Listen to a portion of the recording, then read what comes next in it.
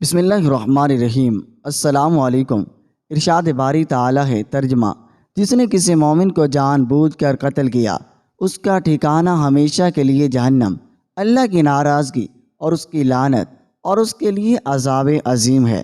رسول اللہ صلی اللہ علیہ وسلم نے فرمایا، کبیرہ گناہوں میں سب سے بڑا گناہ کسی انسان کا قتل کرنا ہے۔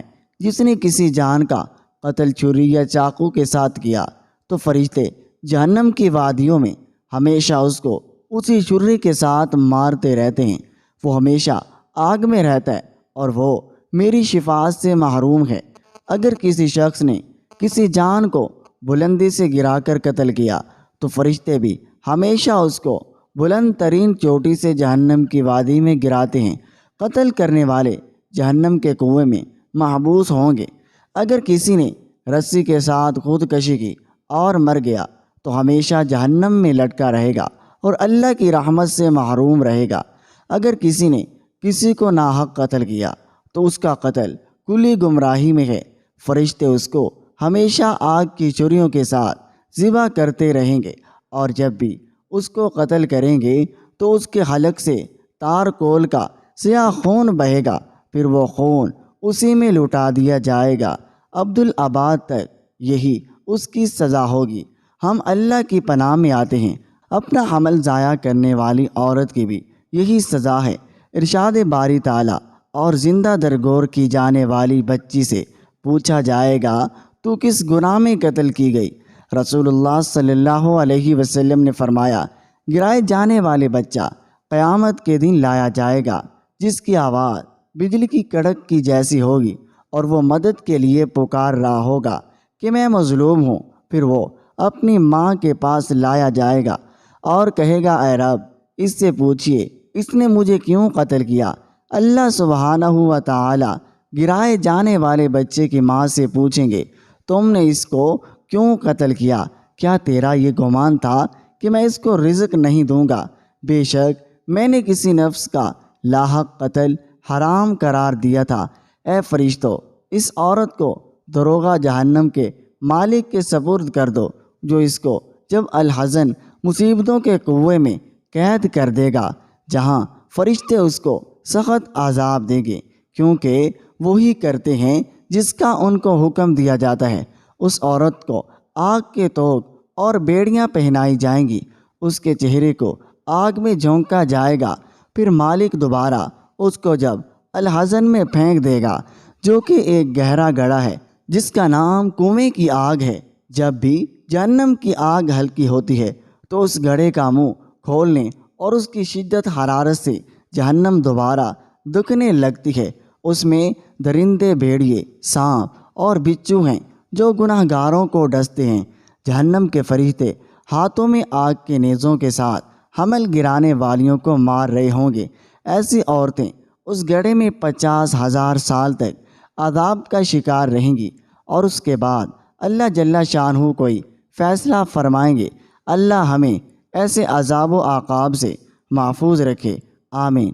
رسول اللہ صلی اللہ علیہ وسلم نے فرمایا، اللہ کے نزدیک سب سے زیادہ بڑا گناہ کسی نفس کا ناحق قتل کرنا ہے، جس کو عذاب دینا اللہ تعالیٰ نے حرام قرار دیا ہے۔ یہاں تک کہ ایک چڑیا جس کے ساتھ انسان کھیلتا ہے اور وہ اس کھیل کی وجہ سے مر گئی، یا اس کو بغیر حاجت کے قتل کر دیا گیا، تو وہ قیامت کے دن اسی حالت میں حاضر ہوگی۔ اس کی چنگاڑ بجلی کی کڑک کی مانت آواز ہوگی، اور وہ کہے گی، اے رب، اس سے پوچھو اس نے مجھے بلا ضرورت عذاب سے دوچار کرنے کے قتل کیوں کیا؟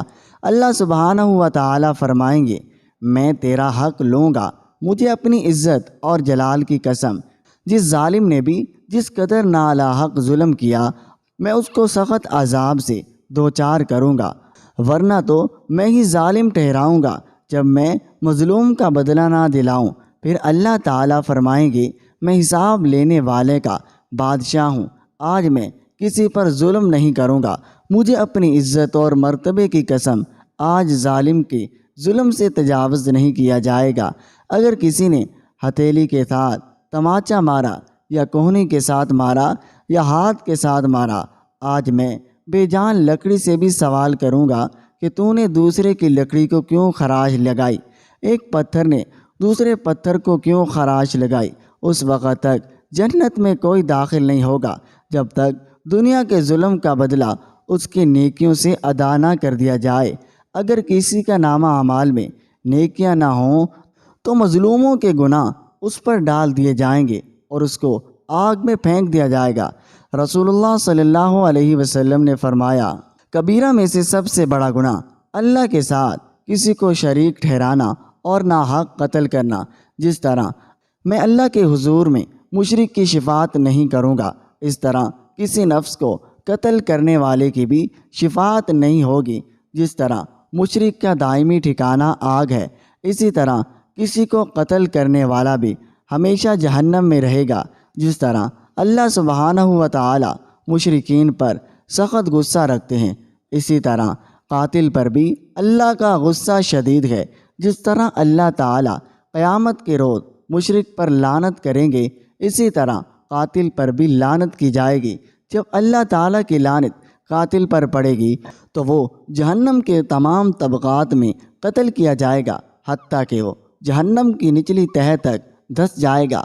اور جس طرح اللہ سبحانہ و تعالیٰ نے مشرکین کے ساتھ عذاب عظیم کا وعدہ کیا ہے، اس طرح قاتل کو بھی عذاب عظیم دیا جائے گا، کیونکہ ارشاد باری تعالیٰ ہے، جس نے کسی مومن کو جان بوجھ کر قتل کیا اس کا بدلہ جہنم میں ہمیشہ کا ٹھکانہ ہے۔ اس پر اللہ تعالیٰ کا غصہ اور لعنت ہے، اس کے لیے عذاب عظیم تیار کر رکھا ہے۔ مگر جس نے اللہ کی طرف رجوع کرتے ہوئے توبہ کی تو اللہ کا ارشاد ہے، وہ لوگ جو اللہ کے ساتھ کسی کو معبود نہیں پکارتے، کسی کو نالاحق قتل نہیں کرتے اور زنا کاری نہیں کرتے، جس نے یہ کام کیے وہ گناہ میں پڑ گیا۔ مگر جس نے توبہ کی اور ایمان لانے کے بعد عمل صالح کے لیے تو اللہ تعالیٰ اس کے گناہ نیکیوں میں بدل دیتے ہیں، اور اللہ تعالیٰ بخشنے والے مہربان ہیں۔ اگر عورت جان بوجھ کر بغیر کسی شرعی عذر کے استقاعت حمل کروائے اور وہ اپنے گناہ کا اعتراض کرنے کے بعد اللہ تعالیٰ سے توبہ کرے، کیونکہ ارشاد باری تعالیٰ ہے، وہ اپنے بندوں کی توبہ قبول کرنے والا ہے، تو گرائے جانے والے بچے کے اگر صورت بن چکی ہو تو اس کے وارثہ باپ اور بھائی کے لیے دید ہوگی، یا اللہ تعالیٰ کے لیے ایک غلام آزاد کرے گا۔ اللہ تعالیٰ کی ارشاد ہے، جس نے کسی نفس کو ناحق قتل کیا، زمین میں فساد پھیلایا، تو گویا اس نے تمام انسانیت کا قتل کیا، اور جس نے کسی کی جان بچائی تو اس نے گویا تمام انسانیت کو زندہ کیا۔